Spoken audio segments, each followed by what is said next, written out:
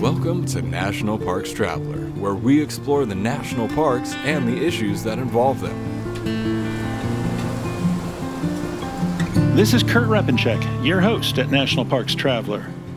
As we get ready to close the book on 2020, there were a few surprises for national parks this past week. Kilauea Volcano at Hawaii Volcanoes National Park started a new series of eruptions. Congress passed an omnibus bill that renames New River Gorge National River as a national park and preserve. Saguaro National Park gained more than 1,100 acres, and Chaco Culture National Historical Park gained some protections against oil and gas drilling. We also shared with you a story about a walk along the Grand Portage Trail in Minnesota, word that Golden Spike National Historical Park in Utah will stage its Holiday Steam Festival on December 29th, 30th, and 31st, and news that more of Rocky Mountain National Park in Colorado is opening to the public after some areas burned by wildfires in the fall were deemed safe to enter. You can read those and other stories about national parks and protected areas at nationalparkstraveler.org. In this, our last episode for 2020, we look back on the past 12 months in the parks with Phil Francis of the Coalition to Protect America's National Parks and Kristen Brengel from the National Parks Conservation Association. And we also take a peek ahead at the task for the Biden administration in the realm of parks and public lands.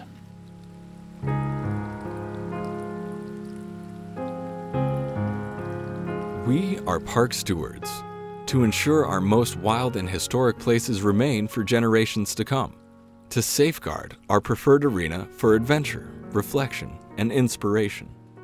We donate 4% of our proceeds, and that's revenues, not profits, to support America's most wild and historic places.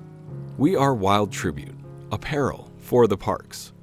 Find out more at wildtribute.com.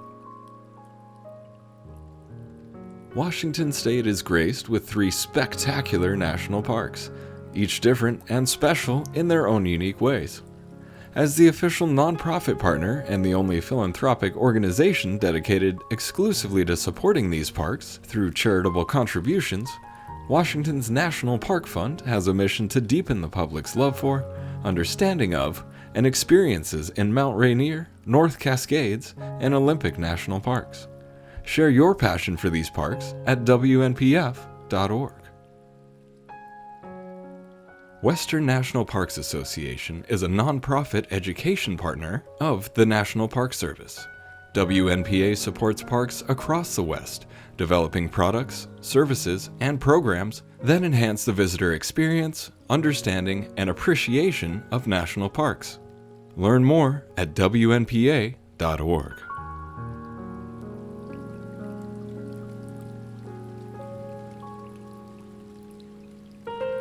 The past 12 months have been an extremely trying time due to the coronavirus pandemic. It's disrupted our lives, the economy, and even how we tried to find a way to safely escape confinement. While COVID-19 perhaps was the most disruptive event to impact the National Park Service and the park system this past year, it wasn't the only one. There was the border wall construction and the impacts it brought to the parks, such as at Oregon Pipe Cactus National Monument and Coronado National Memorial. The crush of visitors to parks, many visitors new to experiencing national parks. And of course, the passage of the Great American Outdoors Act, which carries promise of enabling the Park Service to make serious inroads on its maintenance backlog. To look back on 2020 in the park system, we've asked Kristen Brengel of the National Parks Conservation Association and Phil Francis of the Coalition to Protect America's National Parks to join us. Welcome back to The Traveler. Yeah, thank you. Thanks, Kurt. Is it safe to say that COVID-19 is the biggest story to impact the parks this year? I mean, it impacted the park service, the park staff, the concessionaires, even the visitors who came out to the national parks or who couldn't go out to the national parks. I think it's a combination of COVID-19 and overcrowding in some parks that were big issues. In terms of dealing with the pandemic, when the early days first happened and we were all sort of trying to figure things out, the Interior Department indicated that it was going to give superintendents the ability to make decisions for staff and for equipment and so on and so forth. And what ended up happening, and you saw this unfold over time, Kurt, is that they weren't taking all the precautions that they could be taking, and it got increasingly more difficult for parks to shut down because they didn't have any PPE or equipment for the staff people. So health and safety of staff and visitors were not put first in every case. And this culminated in the story on Grand Canyon, where they just were not going to shut the Grand Canyon down, even though they had no safety precautions in place. And concessioners were testing positive for COVID. And so, and what was really amazing about it was, as the story unfolded, we found out that Interior was lying to the public about how they were receiving information from the county, from the tribes. And we had that internal email from the Grand Canyon staff saying that David Vela, the regional director, everyone had signed off on closure of the park, but the Interior Department wasn't allowing it to happen. So it was sort of mishandled and botched in many parks from the beginning. And then as parks started to get safety equipment and figured out the employee housing situation and so forth, then I think the unexpected thing happened, which was the American public just started gravitating toward parks from the spring to summer. And it became very overwhelming for park staff because they had literally half the seasonal staff they usually have because of having to house less people because of COVID. And now we're learning that since the Interior Department wasn't telling the public about how many park staff and concessioners were developing COVID and had positive cases, now we're starting to learn, and it's leaking out how many park staff actually did test positive for COVID. So hopefully at some point we'll know the full story of 2020 in the parks, but right now we don't. Phil, I guess park staff was really pinched too, because at one point they were basically told that a shortage of staff isn't a reason to keep parts of parks closed. Well, that's not the way I see it. That's for sure. But if you remember, Secretary Bernhardt used fee money to help keep parks open back last January, February. And it was later learned, of course, that was a misuse of those funds. And we felt that way really strongly all along. And then not only was it affecting staff and morale of staff and putting our staff at risk, it was putting the public at risk and neighboring communities at risk. And then there was the problem that we've had during every shutdown we've ever had, and also now with COVID, damage to park resources all around the country. Trash being left on the ground, feces, unclean facilities. There was a myriad of problems that could have been prevented had there been a national strategy. I think one of the biggest disappointments to me was the fact, as Kristen mentioned, that people weren't telling the truth, but that they politicized this to the extent that they did.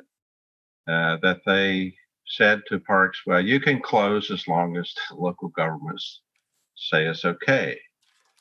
Well, when you have communities where there's only 7 hospital beds and people were becoming infected with COVID-19, maybe because people were attracted to the parks and are encouraged, not only attracted, but encouraged to go to the parks by this administration.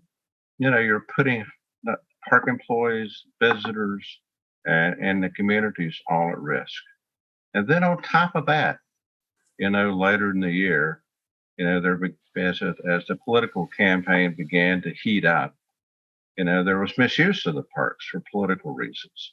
And I guess one of the first ones was Mount Rushmore, where the president attended. There was no social distancing. There had been fires in previous events in the past.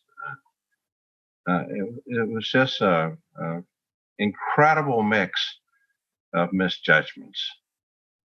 So I think that, looking forward, we've got a lot of work to do. We, being the American public, in support of our parks organizations like ours, to help address these problems, fill some jobs, work on morale issues, and support our parks. Yeah. Yellowstone National Park throughout the year put out monthly totals of infections among park staff and concession staff.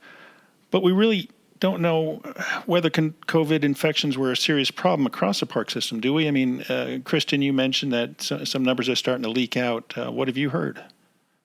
It's just what's been reported so far in terms of positive COVID cases. But we had been hearing sort of May, June about park rangers as far as Alaska, all over the country, testing positive for COVID. We heard about quarantining at in terms of park housing and having to set aside some places for staff to quarantine.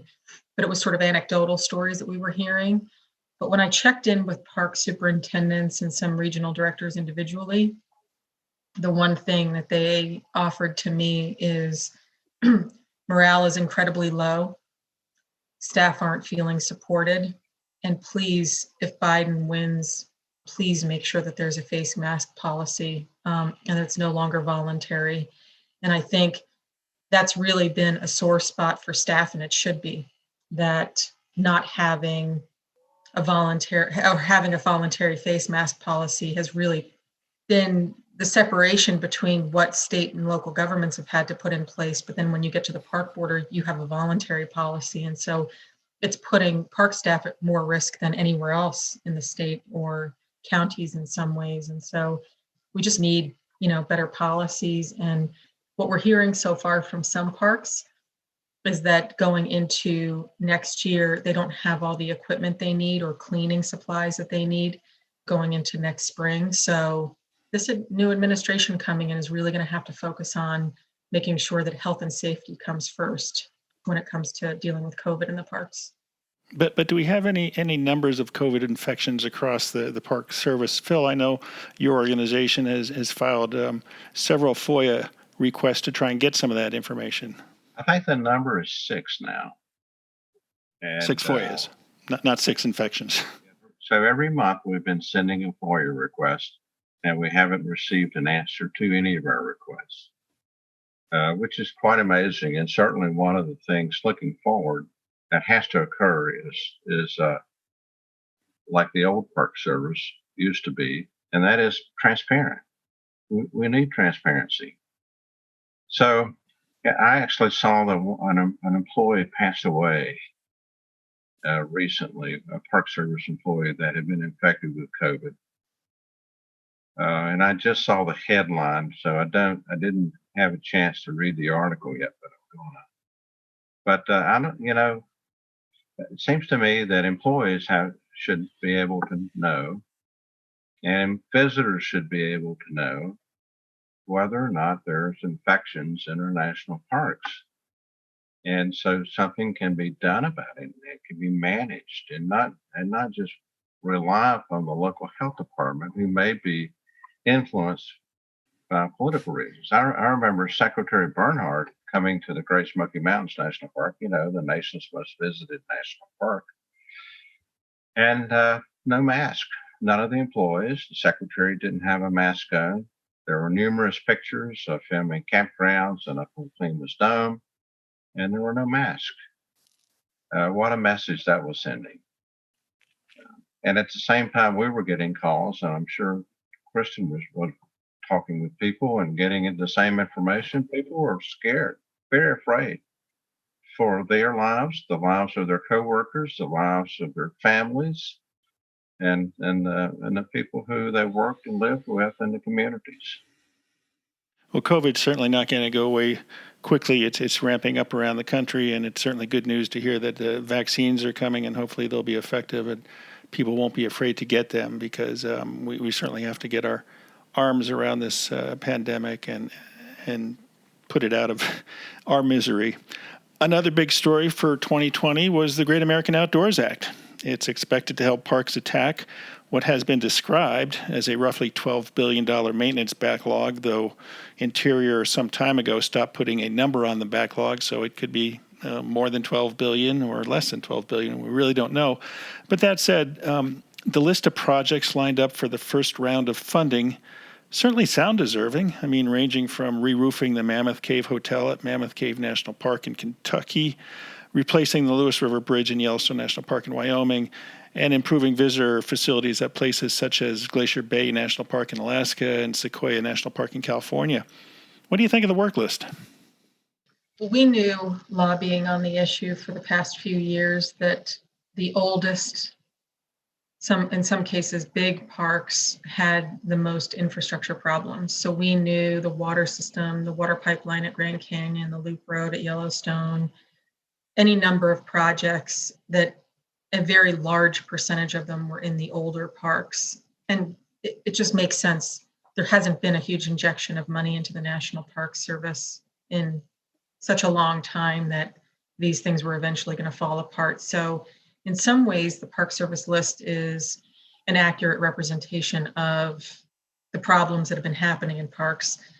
The issue that I take with the list is when we lobbied on the bill in Congress, we talked about the highest and the high priority parks as ranked through a system that the Park Service career staff established in a database. And Kurt, you may remember, I remember because I was sitting in the hearing room back during the Bush administration. Fran Manella, who was the director of the Park Service back then, said, we are going to create this database. We're going to create a system so we know all the work orders and we have a handle on these projects, and they ranked them. And so when we lobbied on the Great Outdoors bill, we brought these lists to Congress and showed members, here's the highest and high priority projects. And this is what we wrote into the bill. The bill says highest and high priority projects. And so that's the expectation. And that means the money gets spread out to not only the big parks that have high visitation, but also the sort of medium-sized parks that maybe don't get as much visitation, but need the money to protect and preserve the infrastructure. And so what the Trump administration did is their number one priority for how they're addressing the maintenance backlog is the most visited parks. And that's fine. That's a fine criteria to have, because if people are flocking to those parks, then yes, making sure the roads and infrastructure are very good. But the expectation that was set was that the money would get spread out more. And so we are hoping that when the Biden administration comes in, that they take a look at that criteria and really take a look at geography and take a look at the lists that we previously had and make sure that the money is really being spread around. Because these are America's parks. Even if something doesn't get high visitation, it's still getting visited. And we need to make sure the roofs on visitor centers and historic sites all over the country are getting repaired just as much as the roads and bridges and water lines. And so that was always the expectation. And so we just need to make sure we're keeping our promise. Phil, any thoughts on that? Well, I agree with Kristen. One of the things that I was concerned about right away was this criteria for access. And if a project was going to provide for more access to a park, then it was going to get a higher score. Now, I do have a lot of confidence in the team of people who were working on the list. And I suspect, based upon the conversations that I've had, they've got a good list. What I fear is what happens to that list as it goes through the political folks in Interior. The Secretary's office has made it a common practice to approve everything. And so as that list, which is based upon good objective reasons, goes up, I hope that the political process doesn't change the priorities so that access is the most important priority. You know, we've got to be concerned about protecting resources. We've got to be concerned about safety and welfare of the visitor and our employees. And if some of our needs aren't funded, the way the Park Service ranks priorities, if a project or if a building, for example, gets in too bad of a condition, then no further investment will be made in it. So, you know, we got to make sure. Well, first of all, I understand why they pick the big parks and they pick bigger projects that allow them to spend the money that's coming down the pike.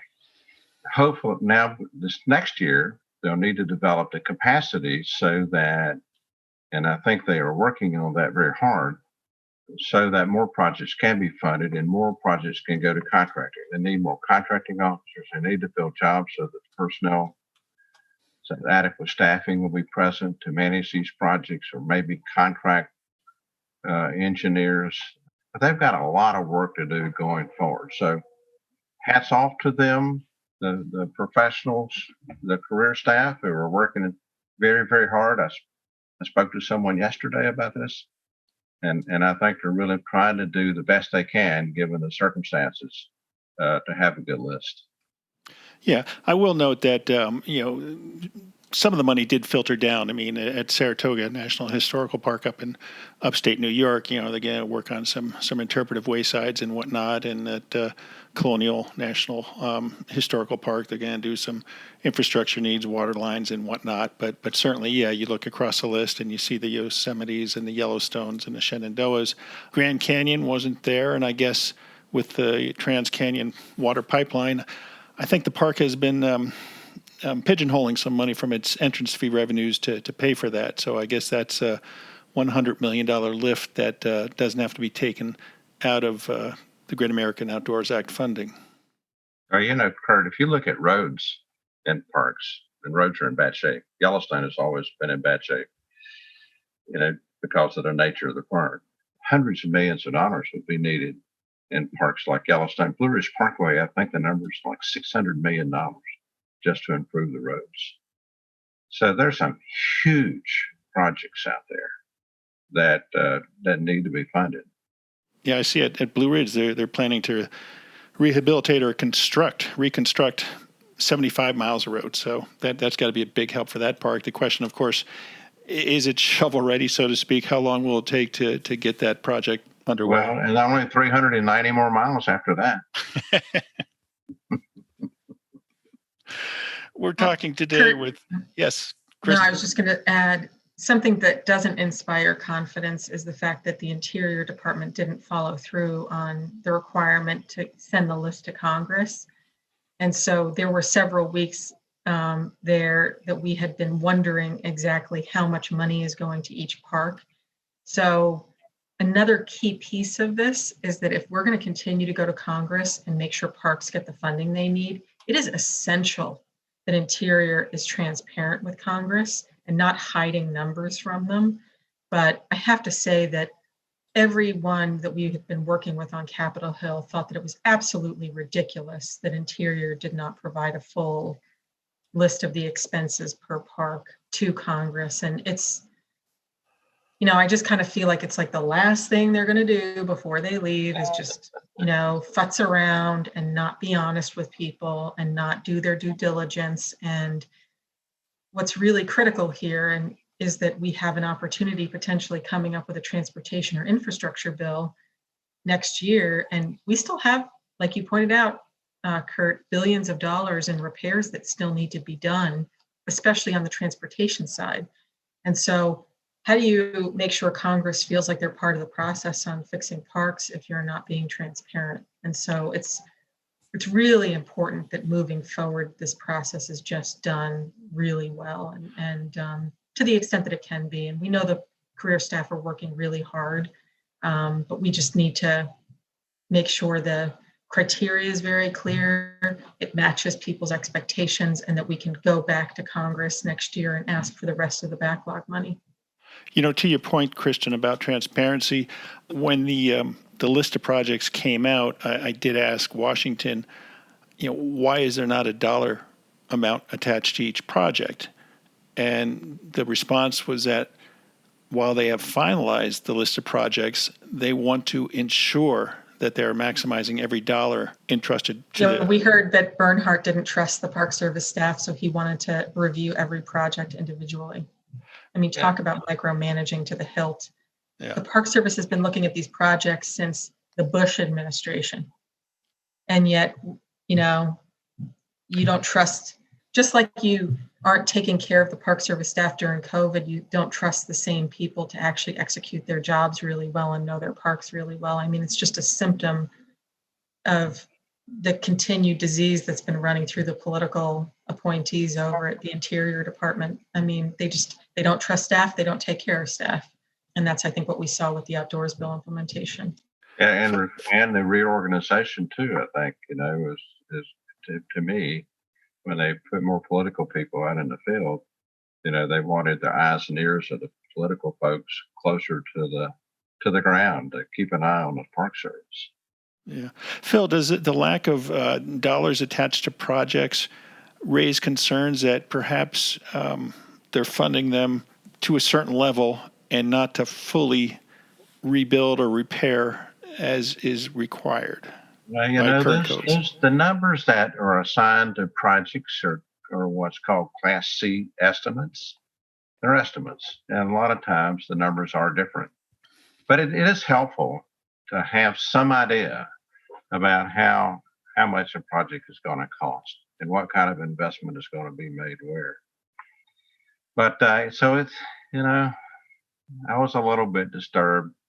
I wondered why. It's the first time I've ever seen a list that didn't have the numbers attached to it. So it raised my antenna. My cynicism level went up. But I just couldn't understand why they wouldn't do that. Yeah.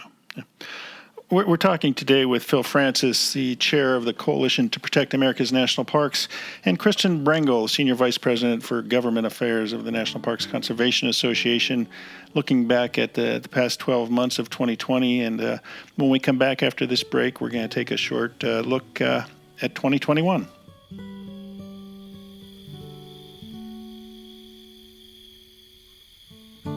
Listener and reader support make National Parks Traveler possible every day of the year.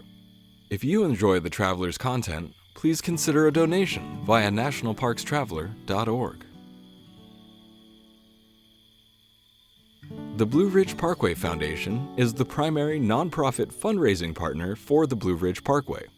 It is made up of people who have a deep love for this majestic road and want to ensure that its natural beauty and the experiences it offers endure for generations to come. Show your appreciation at brpfoundation.org.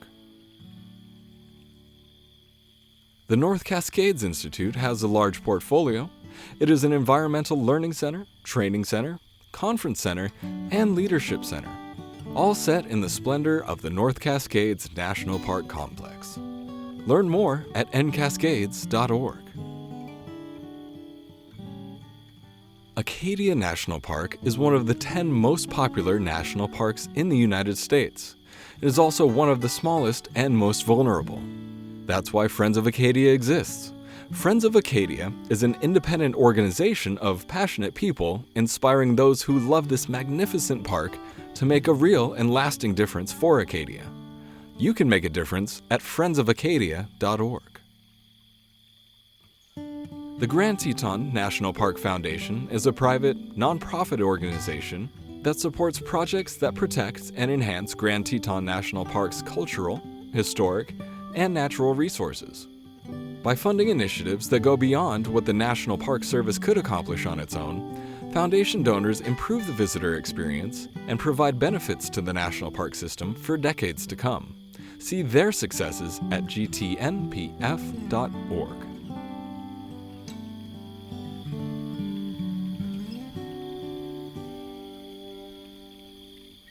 Okay, we're back now with Kristen Brengel from the National Parks Conservation Association and Phil Francis of the Coalition to Protect America's National Parks, talking about the past 12 months in the National Park System, and we're going to take a look ahead to 2021 and the incoming Biden administration. Before we get there, certainly the border wall continues to make news. NPR recently aired a story about how the work along the Arizona-New Mexico border is impacting the landscape. Have you heard anything recently about the environmental impacts at Organ Pipe Cactus National Monument and Coronado National Memorial in Arizona? I haven't heard it. I don't know much at all. I was just going to say, our staff person down in Arizona has been monitoring the situation, and we continue to be hugely concerned about how they just topple the cactus and create these sort of rights of way that are fairly large that require removal of all the vegetation in the area. And just the wall itself is just, if you look at where they're building it and how they're building it up the sides of hills, and it's an incredible feat, but it's completely destroying those areas. And Organ Pipe is just getting toppled because of the whole thing. And I mean, it's just so depressing to think that this used to be, a beautiful linked area with Mexico in terms of the landscape, and now it's just, you just see areas that are completely, have no more vegetation on them because of all the bulldozers and the construction that's been happening down there. It's really depressing. Yeah, I know. I guess they've had some night lighting, so to speak, to help with construction, keep it moving around the clock. I don't know if they're going to continue shining lights on the fence once the construction is done. I know your colleague in Arizona, Kevin Dahl, has told me that they haven't been able to drive that southern road over to Quito Baquito Springs, and of course earlier this year we heard that the level of the spring had really, really dropped, and there was a question of whether that was natural due to the seasonal swings in moisture, or whether some of the explosive work done to help with construction was impacting the sources of the spring. So I guess that's certainly something that we'll have to be watching going forward. Yeah, I talked to Interior about it several weeks ago, and specifically the Quito Baquito Springs, and they did not have an answer, and sort of threw their hands up, from what I can tell, in terms of making sure that area was protected. So the damage is going to be, something that we'll also need to take a look at in a new administration, and just see what can be done hydrologically, and in terms of stopping any more construction at this point, and figuring out how to repair some of the damage and restore the areas. But what a monumental amount of damage done, and for what, because we can't look at surveillance. We can't look at other ways to, look at illegal crossings. And you look at some of the other parks that are along the border, and some of the non-wall surveillance projects that they have right now with Department of Homeland Security, and places like Big Bend aren't relying on a huge wall. Lake Amistad, how do we figure out other preventative measures that address the same issues but use different types of surveillance? And folks are going to look back on this wall building and just talk about how it just destroyed a desert landscape, a beautiful desert landscape that was worthy of park protection. It's crazy. Yeah. I think we're going to hear a lot after January 20th. Phil, I was going to say we've got a little more than a month before the Biden-Harris administration comes into office. What are you hearing, if anything, with regard to how the Interior Department and the National Park Service will be handled in terms of funding and staffing? Well, we're optimistic that the Congress is going to provide more funding, but we'll have to wait and see what happens in the Senate, I suppose. It looks like there's a couple $100 million in extra funding that may be coming to the National Park Service, hopefully. So that's good news. Is it enough? Not in my opinion. I think we'll need more.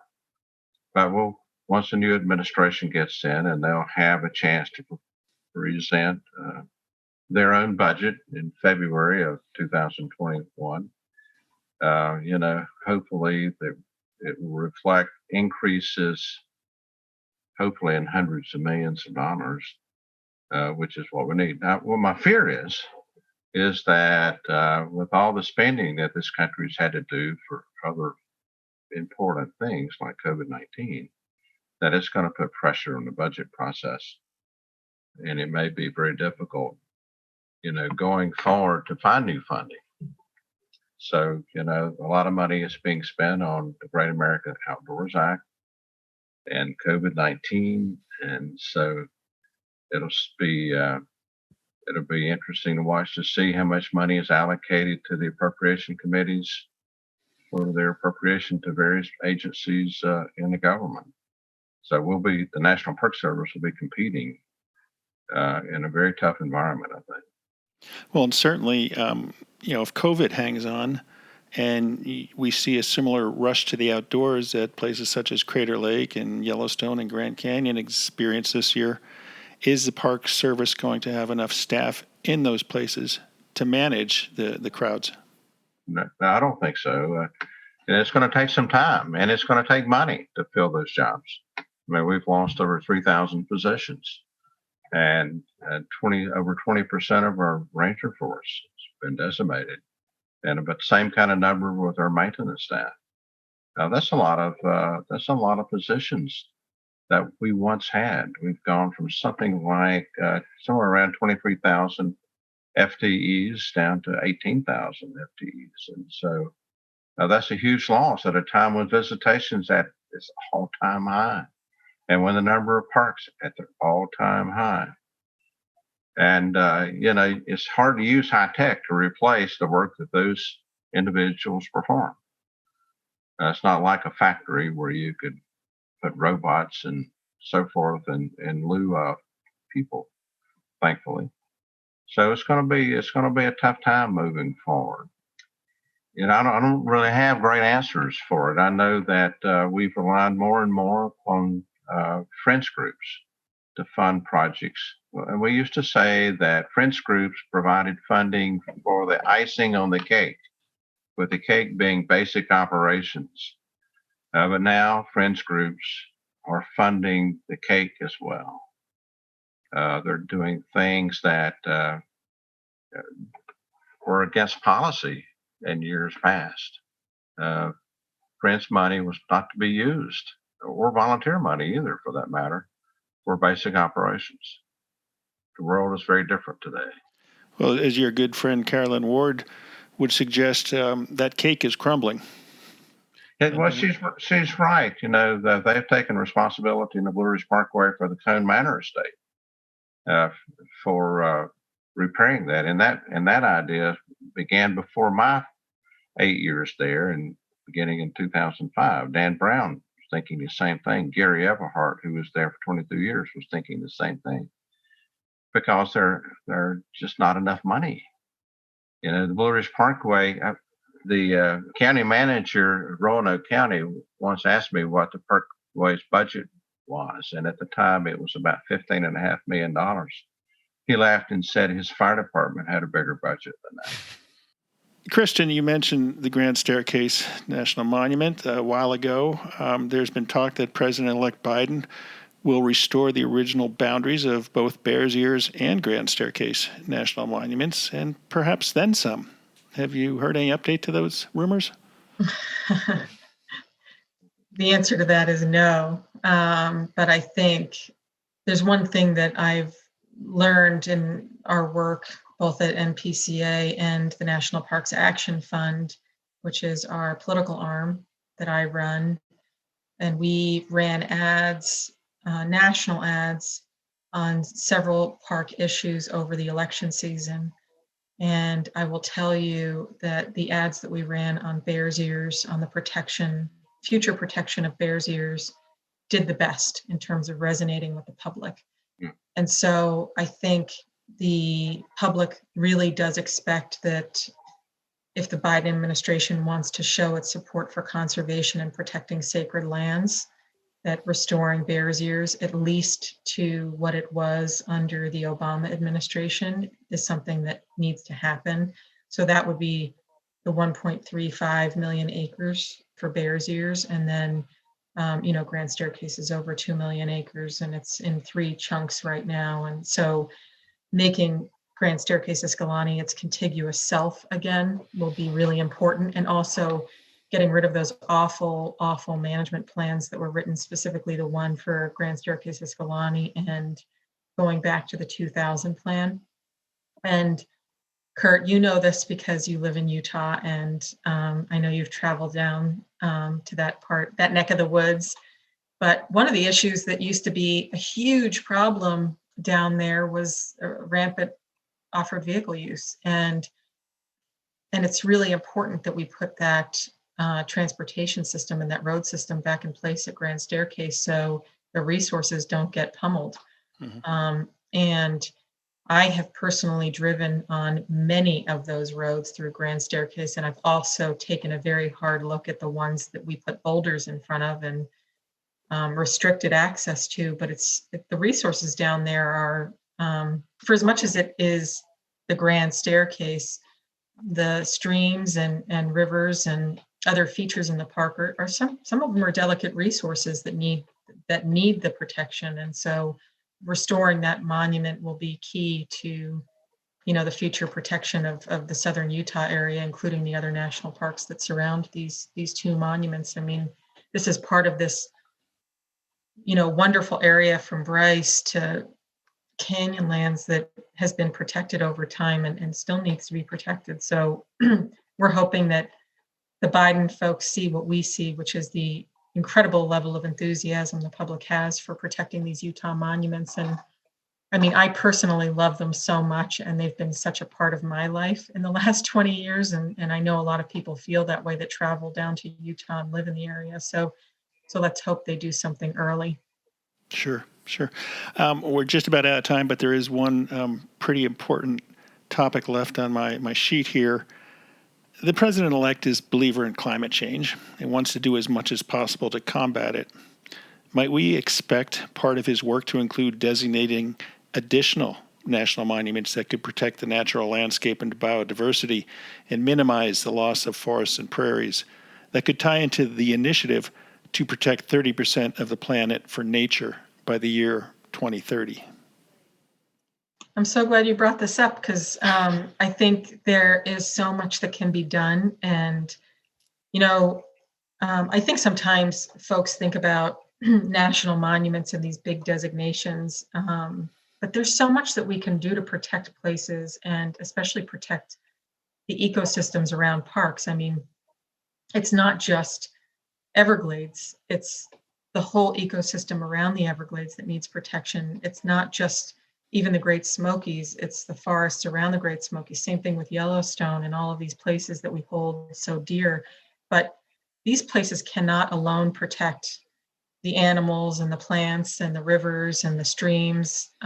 They have to be part of a connected landscape. And so I think in terms of people thinking about this level of protection that we need to provide all of these places, is we have to think about these connections, wildlife corridors, river corridors, and figure out ways that we can protect, the migration of all these creatures that we care about, from birds to mammals, and make sure that we can sustain the natural environment and really create a baseline of expectations for what we want. I think, you live in Park City because it's a beautiful place. And I know I shouldn't be telling anyone that, but it is a wonderful place, and it's important that we protect, all of these areas, whether they're national forests or national parks, and make sure that the nature that people have grown up around continues to thrive in all of these places. So I do think there's room to look at more national monuments or more protected acreage, but I think even what's more important in this country is to really make sure that we can protect the ecosystems. And one of the things I really love looking at are the Okmulgee maps in Georgia. In the Dingle bill, we were able to expand the Okmulgee monument, but we were also able to look at the river corridor and the recreation opportunities, and also the protection for tribal areas. And so, all of these things are so well interconnected with each other. And just like Katahdin is connected to the Appalachian Trail and all of these other places are, I think it's really key to look at these corridors, if you will, that are going to protect natural migration and riverways and other areas like that. So I think the key to this is to work with local communities, to work with tribes, and get these incremental levels of protection in place so the parks aren't islands. Phil, is this something your organization might take an active role in terms of identifying potential landscapes to be included? Yeah, and I think we, one of the things that when we talk about backlogs, we fail to mention that there's a $5 billion backlog in land acquisition for the National Park Service. And I think about E.O. Wilson, who talks about the half Earth, not just 30%, but half the Earth. in order to sustain the 7 billion people who live on this planet. I look at places like the Blue Ridge Parkway in the east and the mountains, something I know well. They provide for the headwaters of 16 ecosystems, 16 watersheds, which are very important, not only to the natural communities, but also to those communities that adjoin the park. And so we've got to look, and I think one of the things we got to do is to revalue the land. I can't tell you how many times I've heard, well, it's not worth anything. There's nothing there except your future as a civilization, and I think we've got to find a new way to value these special places that we need so badly in order to have a sustainable world. Yeah, I think you're right. There's a great interconnectedness that we have to take greater appreciation of. And I think that's one thing that we learned in lobbying for the Great Outdoors Bill is how much experience matters to people, how much, these places in and of themselves, even if folks don't feel, don't know the value in terms of the watershed, they want the experience. They want to be able to go experience these places in their backyards and elsewhere. And I think that was a huge driver for getting the Great American Outdoors Bill done, and especially the Land and Water Conservation Fund side of it. And that's the other area where I think now that we have $900 million a year that are absolutely going into LWCF, I think it's such an opportunity to leverage that acquisition money to buy, land that is going to connect these places together. And so I think that, again, we've talked about criteria a lot on this today's podcast, but I think there's a lot that Biden could do with the LWCF money to create these connections with communities and landowners. So I think there's just a lot of hope in terms of how we can leverage these investments. And now Congress has to give the money. It's mandatory. So, we really do have that pot of money that won't fluctuate anymore, so that our friends at Land Trust can go out and actually start talking to people about corridors and the importance of getting them and looking at easements and things like that. So I think hopefully there's going to be a real shot in the arm starting next year in terms of talking to landowners and others in states and counties about making these connections and, having places permanently protected. Yeah. Phil, Kristen, it's been quite a year. 2021 is going to be quite a year as well. There's going to be a lot of hope coming forward and a lot of change, and it'll be interesting to see how it unrolls, and I'm sure we'll be talking again not too far down the road. Thanks for joining me today. Happy holidays. Yeah, happy holidays to you. Thanks. That's our show for this week. We hope you enjoyed it. Next week, we'll kick off 2021 with a look at the Appalachian Trail, which started out as a vision in the mind of Benton McKay 100 years ago. On the Traveler website over the coming days, we'll also be looking back at some of the top news and feature stories from the past 12 months. And keep watch for our second annual Threatened and Endangered Parks package of stories. For The Traveler, this is Kurt Rapinchek. The composers and musicians at Orange Tree Productions have created a unique collection known as the National Park Series that has grown to include more than 30 CD titles. Composed against the backdrop of a park's sounds of nature, these musical scores will connect you with these beautiful places and take you there, at least in your mind. This collection is the #1 selling National Park audio series in the world and provides the background music for National Parks Travelers podcasts. Visit them at orangetreeproductions.com. Editing and production work for the National Parks Traveler podcast series is done by Splitbeard Productions. You can learn more about us at splitbeardproductions.com. National Parks Traveler is a 501c3 nonprofit media organization that provides daily editorial coverage of national parks and protected areas. Traveler's coverage is made possible by reader and listener donations. Visit us at nationalparkstraveler.org.